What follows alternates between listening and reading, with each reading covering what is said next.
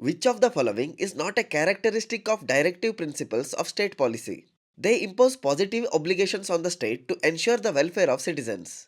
They are fundamental in governance and aim to establish a welfare state. They complement fundamental rights by promoting social and economic democracy. They operate as limitations on the tyranny of the executive and arbitrary laws of the legislature. In this video series playlist from Clarity of Concept UPSC channel, we explain all important topics for UPSC Prelims 2025. This question asks about features of DPSPs. Let us study all features now. Directive Principles of State Policy or DPSPs are guidelines in the Indian Constitution to achieve social, economic and political justice. The first characteristic is their non-justiciable nature. This means courts cannot enforce them and citizens cannot move to the courts for their implementation. However, under Article 37, they are fundamental to the governance of the country and it is the duty of the state to apply them when making laws. The second characteristic is that the DPSPs are fundamental to governance. They guide the government in creating a welfare state by reducing inequalities and promoting justice. Third, they impose positive obligations on the state. Unlike fundamental rights, which restrict the government power, DPSPs direct the government to act proactively for the welfare of its citizens. The fourth characteristic is their classification into three categories: socialistic, Gandhian, and liberal intellectual principles.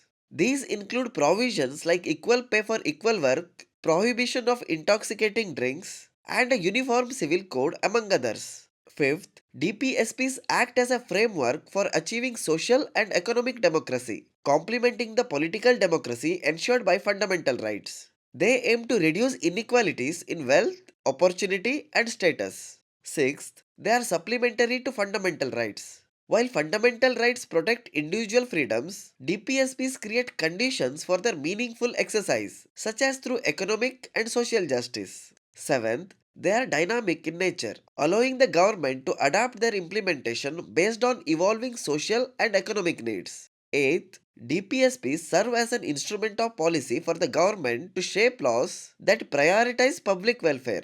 Ninth, they hold moral authority, compelling the government to act for the common good even if they are not legally binding. 10th, they reflect the ideals of the constitution makers, inspired by the Irish constitution and rooted in the vision of creating an egalitarian society. 11th, DPSPs interact with fundamental rights. Courts often use them to interpret laws, upholding those that fulfill these principles as reasonable and constitutional. Lastly, DPSPs promote long-term goals for governance, ensuring that the government actively works towards justice, equity, and inclusiveness. Together, these features make DPSPs a cornerstone for creating a just and equitable society. Now looking back at question, option A, B and C are features of DPSPs. Option D is a feature of fundamental rights, not DPSP. Hence, option D is the answer. Subscribe us on YouTube and Telegram.